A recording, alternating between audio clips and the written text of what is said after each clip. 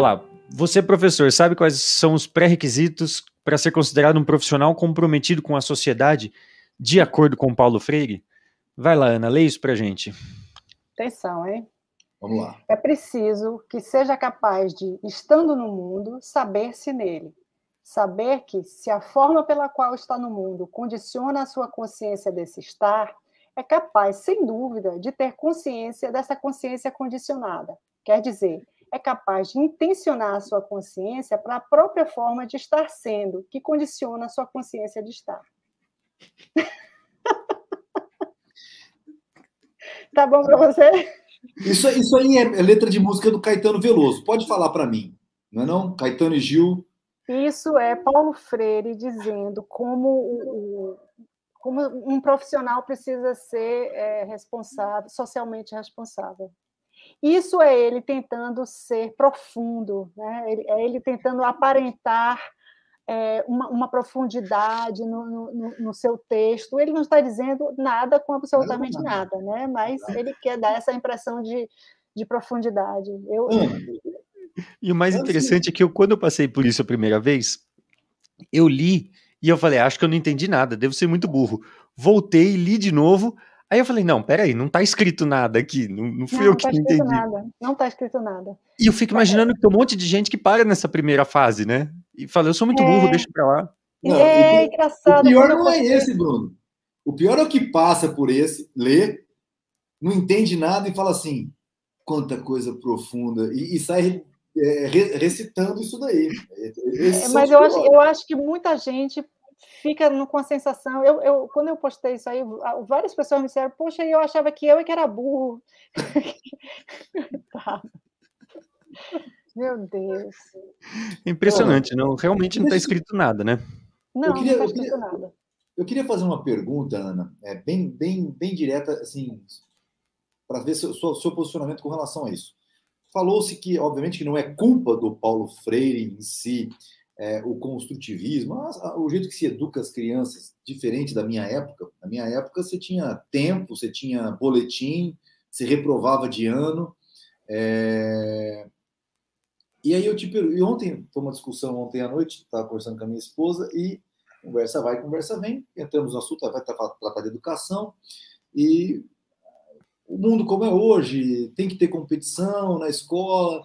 Eu falei, olha, se a gente vive numa democracia, a democracia ela preza pela maioria, não que eu concorde com algumas coisas, mas como é que você pode, perguntando para ela, e eu repito a pergunta para você, como é que nós podemos, porque a primeira impressão é, neste modelo, a criança que demora mais para aprender dentro da sala de aula não pode ficar para trás.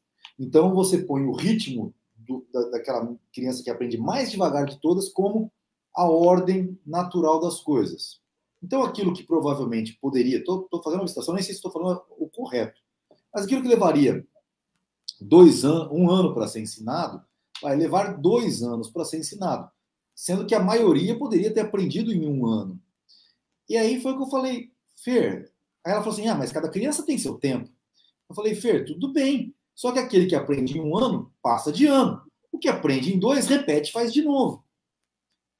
Você acha, eu só fiz esse preâmbulo assim, você acha que melhorou ou piorou a gente tirar esse senso de competição que existe desde que quando a gente nasce, antes da concepção, até o dia que a gente morre, da vida escolar dos alunos? Você acha que isso não é um dos maiores problemas que a gente vive hoje? Passar a mão na cabeça das crianças e dizer, tudo ao seu tempo. Eu vou ser sincero, se eu tivesse vivido isso, eu tinha virado marginal. Eu tinha virado marginal, tenho certeza absoluta. Rodrigo, eu não vou generalizar. Eu acho que primeiro, eu acho sim que cada criança tem seu tempo, mas o que acontece? Se você tem uma sala de aula que tem crianças com talentos diferentes, normalmente não se segue nem o ritmo daquela mais fraquinha, se segue um ritmo mediano, que não atende nem aquele que tem mais dificuldade, nem aquele que já aprendeu. Então, quando você faz a escola, a sala de aula, o professor, coitado, ele não tem, ele sozinho, como atender os níveis diferentes, né? Não imagino, seria difícil para um professor bem preparado, imagine para a maioria dos nossos que não é bem preparado. Como é que nos países mais avançados, o sistema educacional melhor, que tem muito, o nível de reprovação é muito baixo, o que acontece? Primeiro que eles têm sistemas de diagnóstico de dificuldades estabelecidos, prontos, os professores são treinados, existem avaliações, por exemplo, na Estônia, eles têm sistemas de avaliação praticamente customizada. Então, o professor sabe quando interferir, ele sabe o ponto de interferir, qual é a dificuldade de cada um. Essas coisas estão ficando cada vez mais individualizadas, né? Fora isso, aí você identificou que aquele aluno lá está com aquele problema, ele não aprendeu a equação de segundo grau e está atrasando todo mundo já está querendo ir para frente, ele está ali sem saber.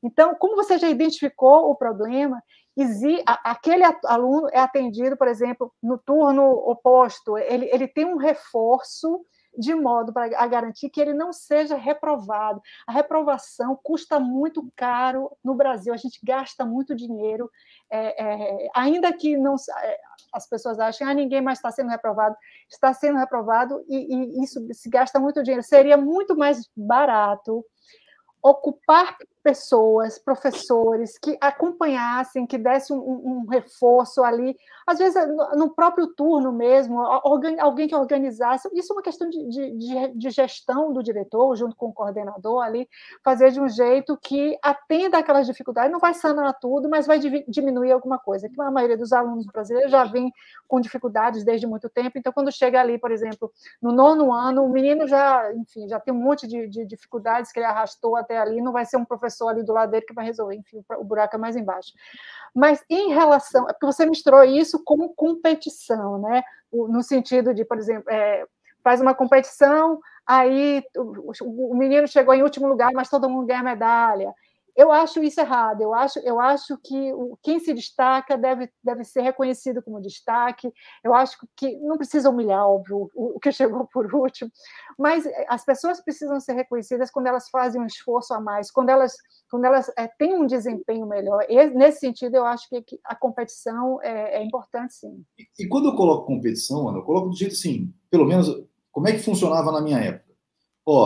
Vai chegar uma hora na sua vida, Rodrigo, que você vai ter um negócio chamado vestibular. E aí, foi assim que meu pai e minha mãe falaram comigo. E aí é o seguinte, se você for bem pra caramba, você tá no topo. Se você for muito mal, a vida vai ser bem difícil para você. Uhum. Eu acho que não existe nada mais claro que um pai e uma mãe possa falar do que isso. Se prepara, porque a vida lá fora é bem difícil. Então você tem que se preparar muito, levar muito a sério esse negócio, porque existe uma hora que a competição fica clara, ela fica jogada na cara da sociedade. É a hora que você vai ter amigo seu que vai fazer uma coisa assim, você vai ter amigo seu que vai fazer uma coisa assado, e é lá Sim. que está a competição. E no final do dia... Isso eu acho que isso pode ser incentivado através de aulas desafiadoras, né? Que se você não tem ali alguém para te desafiar, para você aprender mais, para você ser melhor, é difícil você chegar nesse ponto de você de excelência. Inclusive, existe, falando sobre excelência, existe hoje, já há algum tempo, um preconceito contra a excelência. Não se pode falar em excelência na escola porque não é inclusivo. Então, você não pode buscar excelência, porque excelência não é inclusivo, porque quem não é excelente... Então, nesse sentido, eu acho um completo absurdo.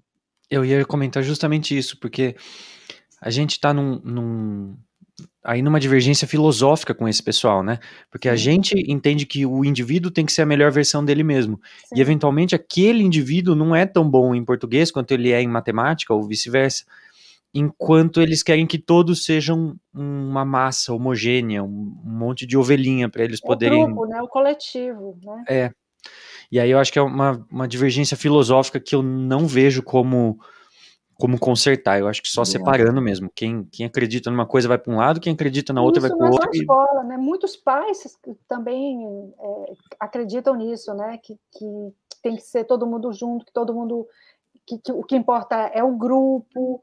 Mas, Ana, eu não conheço... Muito pai não é igual o seu, como, né, que disse, olha, Rodrigo, você vai ter que focar, encarar, porque você vai ter um desafio grande na sua frente. Mas eu vivo, eu vou fazer de novo aqui no nosso programa o desafio para alguém me apresentar essa família. Eu nunca vi, mas talvez vocês me corrijam e falem, não, tem em tal lugar, pode ir lá procurar, eu vou lá conhecer. Eu nunca vi um pai que chega para os 3 filhos e fala assim, tem o Rodriguinho, o Bruninho, Bruno, e a Ana Mariazinha. E a Ana. E aí o Rodrigo tira 10, o Bruno tira 7 e a Ana tira 5. E o pai fala... Achei misógino. Não, tudo bem. Então, a Ana tira 10, o Rodrigo tira 5 e o Bruno tira 7. E aí o pai fica bravo com a Ana. Ana, onde já se viu você tirar 7? Você devia tirar 5, porque assim você não vai deixar seu irmão Rodrigo triste, se sentindo pior. Eu nunca vi isso. Se alguém me mostrar uma família que faz isso, eu vou me sentir muito grato, porque eu vou falar, caramba, existe. Porque eu não consigo existir. É igual eu falo do lucro. Você, imposto de renda, quem ganha mais, paga mais. Como? Como você pune o sucesso? Como você pune uma criança que tira 10? Porque tem quem tira 5. Não faz sentido. Para mim, eu não sei se é minha cabeça de engenheiro, mas não faz. Eu acho que na escola não existe propriamente uma punição. O que eu acho é um pouco mais o que Bruno estava falando, uma questão ideológica. É como se você assim, só valesse o meu 10. Não é que o meu 10 deve ser punido, mas o meu 10 não é tão bom, porque um monte de gente tirou 4 e 5. Tá, você tirou a nota boa, parabéns, mas vamos se esforçar para trazer os outros, porque tem que ser o grupo, né?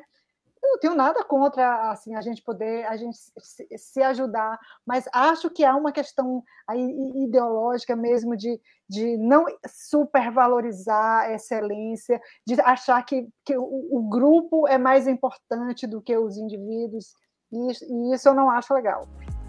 Se você gostou desse corte, tem que ver o que sai ao vivo. Então deixe seu like, compartilhe e se inscreve para não perder os próximos vídeos.